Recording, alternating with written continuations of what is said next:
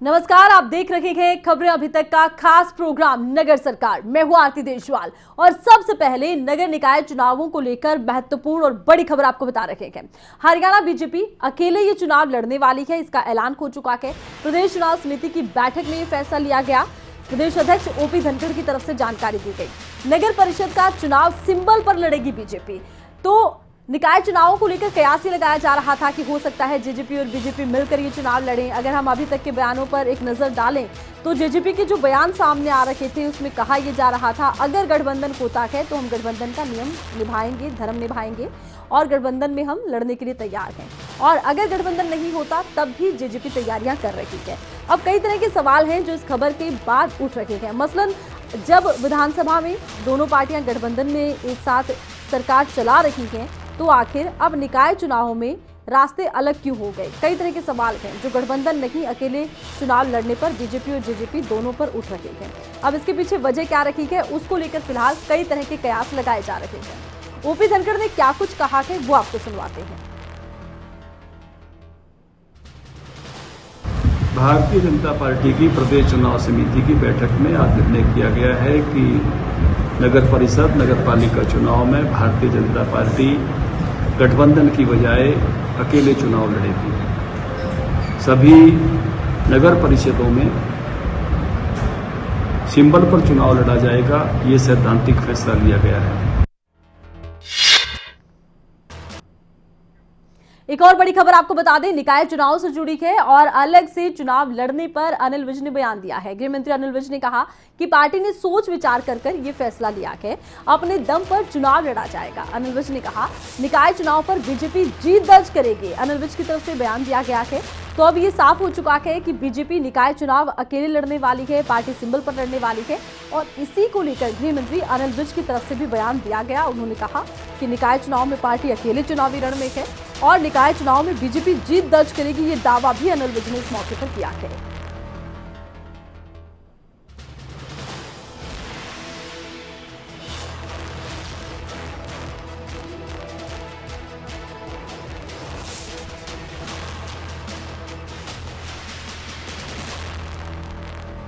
Party ने फैसला किया है, सब बिंदुओं पर सोच विचार कर ही फैसला किया है और अपने दम पर लड़ेंगे और सारे हरियाणा में सभी नगर पालिकाओं में नगर परिषदों में भारतीय जनता पार्टी विजय पताका फहराएगी।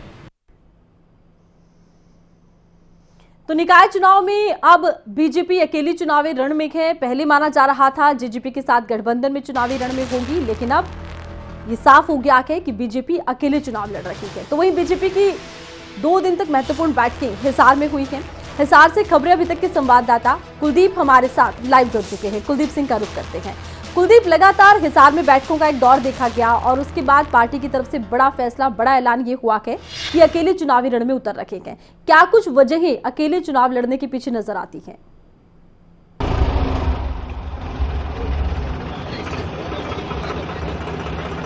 बिल्कुल, हिसार में निकाय चुनाव को लेकर जो है एक बैठक हुई थी। प्रदेश के सभी पदाधिकारी उसमें मौजूद थे और करीब 350 जो है पूरे प्रदेश भर से प्रदेश कार्यकारिणी। कुलदीप, आप रुकिए, इस वक्त हमारे साथ दिग्विजय चौटाला जेजेपी नेता फोन लाइन पर जुड़ चुके हैं। दिग्विजय जी, स्वागत है आपका खबरें अभी तक पर। जी नमस्कार। देखिए, हाल ही में आपका भी बयान आया था, अगर गठबंधन होगा तो हम गठबंधन में चुनाव लड़ेंगे, अदरवाइज अगर अकेले चुनावी रण में उतरते हैं तो जेजेपी तैयारी कर रखी है।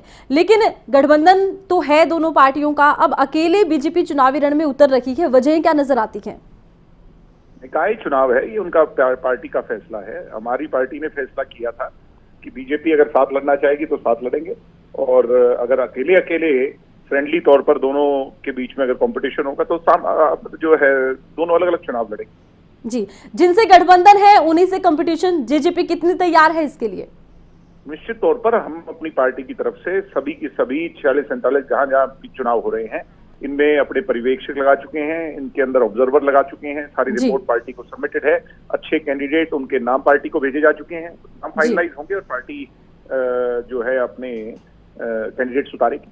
जी, क्या उम्मीद थी कि बीजेपी की तरफ से ये फैसला लिया जाएगा कि वो अकेले चुनावी रण में उतरेंगे? किसी पार्टी का क्या व्यक्तिगत तौर पर, संगठनात्मक तौर पर क्या फैसला है, ये तो वो स्वयं करते हैं। इसमें उम्मीद होना या ना होने की कोई बात ही नहीं है। दिग्विजय जी, एक सवाल और है, अब कितना फायदा या कितना नुकसान होगा अकेले चुनावी रण में उतरने का? नहीं, दोनों पार्टियों के ज्यादा से ज्यादा लोग जब जीत करके आएंगे, सरकार का हिस्सा होंगे, सरकार को और मजबूती प्रदान करेंगे। जी चलिए, बहुत बहुत शुक्रिया दिग्विजय जी, आप जुड़े और आपने अपनी बात रखी। तो जेजेपी अब अकेले चुनावी रण में होगी, फ्रेंडली मुकाबला इसे मानते हैं। एक बार फिर से कुलदीप सिंह का रुख करते हैं, हिसार से खबरें अभी तक के संवाददाता हैं। देखिए कुलदीप, बीजेपी और जेजेपी को लेकर पहले कयास यही लगाए जा रहे थे कि एक साथ चुनावी रण में होंगे, लेकिन अब बीजेपी अकेली है और जेजेपी अकेली है। ऐसे में क्या कुछ नफा नुकसान होता नजर आता है?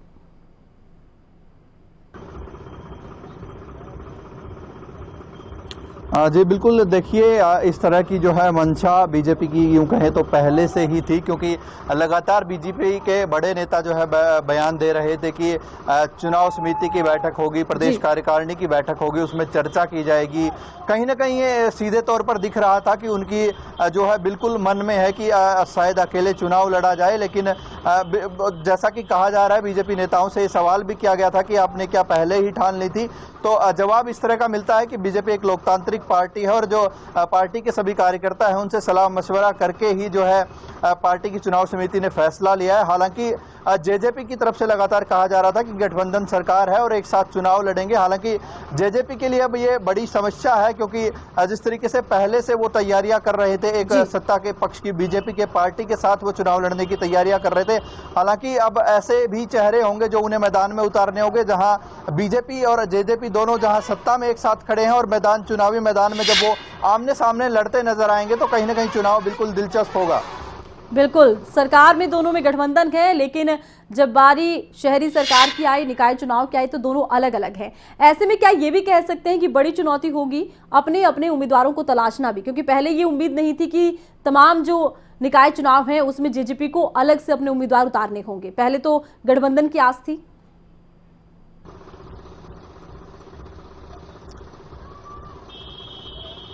देखिए बिल्कुल बीजेपी के लिए माफ कीजिएगा, जेजेपी के लिए एक बड़ी चुनौती है, क्योंकि जिस तरीके से पहले से तैयारियां चल रही थी तो लगभग सा तय होता है कि कौन बीजेपी का यहाँ ज़्यादा जो है समीकरण बैठ रहे हैं, कहाँ बीजेपी लड़ रही है, कहाँ जेजेपी लड़ रही है, तो पार्टियां उसी हिसाब से अपनी तैयारियां करके चलती है। हालांकि बीजेपी की पहले से ही इच्छा थी कि चुनाव अकेले लड़े, लेकिन बहुत बहुत शुक्रिया कि आप जुड़े हमारे साथ, तमाम जानकारी आपने दर्शकों तक पहुंचाई है। इस वक्त नायब सिंह सैनी जो कि सांसद हैं बीजेपी के, हमारे साथ फोन लाइन पर जुड़े हैं। नायब सिंह सैनी जी, स्वागत आपका खबरें अभी तक पर। Thank you ji, thank you, नमस्कार। बीजेपी की तरफ से ये बड़ा फैसला ले तो लिया गया कि हम अकेले चुनावी रण में उतर रखे हैं, लेकिन इसकी उम्मीद नहीं थी। लग ही रहा था कि जब सत्ता में दोनों गठबंधन में हैं तो हो सकता है कि निकाय चुनाव में भी गठबंधन में आएंगे। अकेले आने के पीछे वजह क्या रही? नहीं, देखिए, ये संगठन का फैसला है, पार्टी का फैसला है, और पार्टी का फैसला सर्वोपरि होता है जी। और पार्टी के फैसले को जब पार्टी कोई निर्णय करती है उस निर्णय को सर्वमान्य होता है, और पार्टी ने जो निर्णय किया वो उसको मान्य है जी, निर्णय को। जी नायब सैनी जी, एक और सवाल है, हर फैसले के नफे नुकसान दोनों होते हैं, क्या नजर आता है, नफा ज्यादा होगा? नहीं, देखिए, नफा नुकसान का विषय नहीं है, क्योंकि गठबंधन की सरकार चल रही है। सरकार एक अलग विषय है, पार्टी अलग विषय है, पार्टी का निर्णय है और पार्टी ने जो निर्णय दिया है उसको अनुसार हम काम करेंगे। हमने पार्टी के साथ चलना है जी। सत्ता में देखिए बीजेपी और जेजेपी गठबंधन में सरकार चला रहे हैं, अब चुनावी रण में एक दूसरे के सामने होंगे, इस पर क्या कहेंगे? नहीं, देखिए, ये संगठन का फैसला है, मैंने कहा है जी आपको, ये संगठन का फैसला है और संगठन जो निर्णय करता है वो हमारे लिए सर्वमान्य है। हम उस लाइन के ऊपर, जो संगठन हमें लाइन देगा उस लाइन के ऊपर हम चलेंगे। पार्टी ने निर्णय किया है, ये सरकार का निर्णय नहीं है, ये पार्टी का निर्णय है। सरकार चल रही है, सरकार गठबंधन में चल रही है, अच्छा चल रही है, सरकार हरियाणा प्रदेश का विकास कर रही है, परंतु पार्टी ने जो निर्णय लिया है, पार्टी ने भी हम चुनाव लड़ेंगे तो अच्छा निर्णय है, उसके अंदर जो भी उसने गाइडलाइन दी है तो हम उसका पालन करेंगे जी। चलिए नायब सैनी जी, आप जुड़े खबरें अभी तक से और आपने अपनी बात रखी है, तो अब बीजेपी अकेले चुनावी रण में है। बहुत बहुत शुक्रिया नायब सैनी जी। तो गठबंधन के साथ नहीं, अकेले बीजेपी चुनावी रण में है। पहले माना ही जा रहा था बीजेपी और जेजेपी दोनों मिलकर चुनावी रण में होंगे, लेकिन अब दोनों के ही उम्मीदवार चुनावी रण में होंगे और शहर की सरकार बनानी है, नगर सरकार बनानी है। ऐसे में अब क्या रणनीतिक फैसले सामने आते हैं, किस रणनीति पर दोनों ही पार्टियां आगे बढ़ती हैं, ये देखना होगा।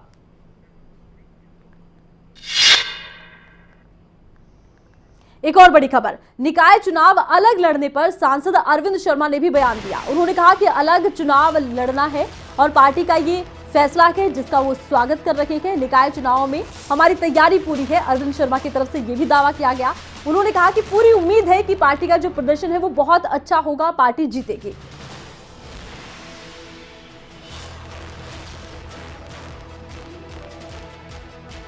चुनाव भारतीय जनता पार्टी अकेले लड़ेगी, मैं उसका स्वागत करता हूं, अच्छी बात है। और निकाय चुनाव में पूरी तैयारी है पार्टी की और मुझे पूरी उम्मीद है अच्छा भारतीय जनता पार्टी अच्छा करेगी और जीतेगी। देखिए, निकाय चुनाव भारतीय जनता पार्टी अकेले लड़ेगी, मैं उसका स्वागत करता हूं, अच्छी बात है। और निकाय चुनाव में पूरी तैयारी है पार्टी की और मुझे पूरी उम्मीद है अच्छा भारतीय जनता पार्टी अच्छा करेगी और जीतेगी। एक और बड़ी खबर, निकाय चुनाव पर विधायक असीम गोयल ने भी बयान दिया। उन्होंने कहा कि पार्टी के फैसले पर कार्यकर्ता सैनिक की तरह डटा हुआ है। दोनों दल अपनी अपनी रणनीति बनाकर बेहतर चुनाव लड़ने वाले हैं। कई बार आमने सामने होकर भी चुनाव लड़ना पड़ता है। असीम गोयल की तरफ से ये बयान दिया गया है।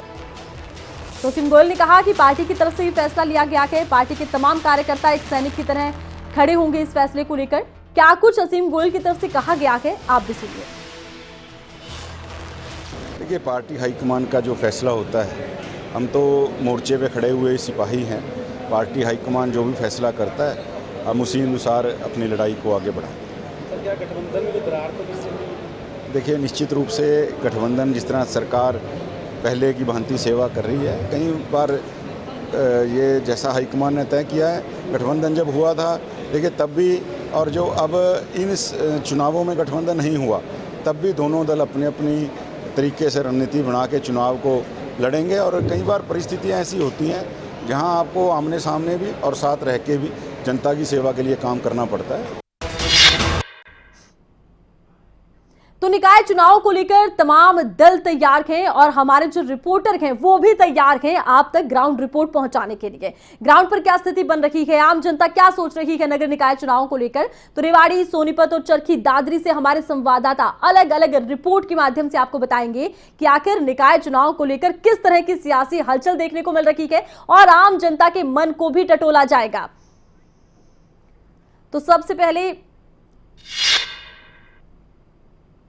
हम आपको दिखा रहे हैं सोनीपत से, जहां पर कि गन्नौर, गोहाना और कुंडली में निकाय चुनाव होने हैं। कुंडली नगर पालिका के बनने के बाद से पहली बार यहां चुनाव होगा और खबरें अभी तक के संवाददाता प्रदीप आपको दिखा रहे हैं।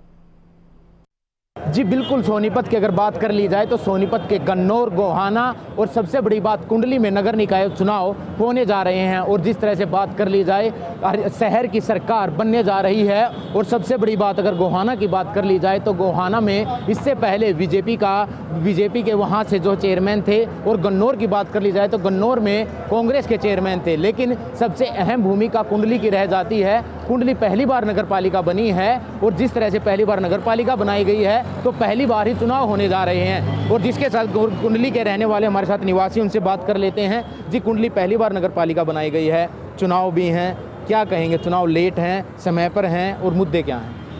ऐसा है जी, सबसे पहले तो मैं सरकार का धन्यवाद करना चाहता हूँ। सरकार ने जो ये फैसला लिया, बहुत अच्छा फैसला लिया है, जो कुंडली को नगर पालिका का दर्जा दिया है। इससे क्या है, कुंडली गांव का विकास होगा, जो कि कुंडली गांव विकास के मामले में पिछड़ा हुआ था। सारे रोड राड टूटे हुए थे, बड़ा गंद फैला हुआ था।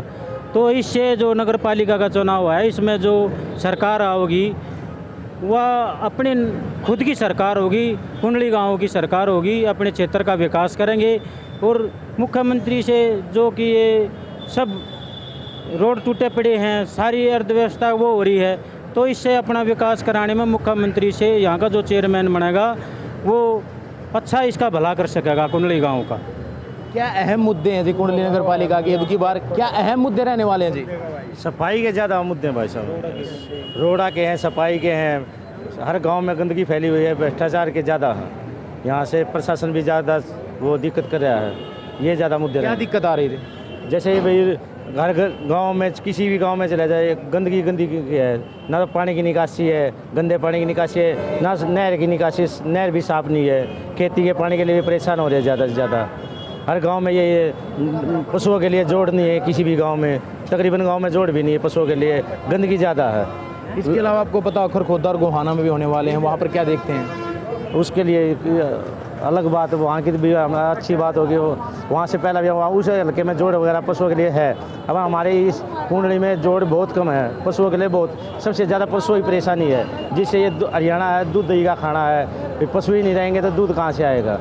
सबसे पहले मुद्दा पशुओं के लिए जी, जोड़ की निकासी। गाँव में आपके पानी की समस्या बड़ी बहुत ज़्यादा समस्या, पानी हर जगह पर भरा हुआ है। ब्याह पे चले जाए, कहीं भी चले जाए, पानी पानी गंदा पानी, पानी की निकासी नहीं है, गंदे पानी की हमारे यहाँ पे निकासी नहीं है पानी की।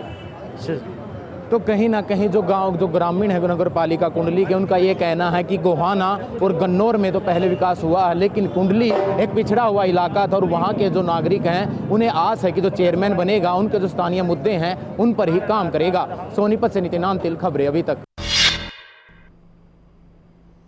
तो नितिन अंतिल की खास रिपोर्ट आपने देखी, जहां पर उन्होंने कुंडली की आम जनता के मन को टटोला है कि कौन से बड़े मुद्दे हैं जो इस बार नगर निकाय चुनाव में देखने को मिल सकते हैं। अब हम रेवाड़ी की बात करेंगे। रेवाड़ी के बावल में नगर पालिका के चुनाव होने वाले हैं और बावल नगर पालिका में प्रधान पद और 13 वार्ड के लिए वोटिंग होनी है। ग्राउंड जीरो से ये रिपोर्ट देखिए।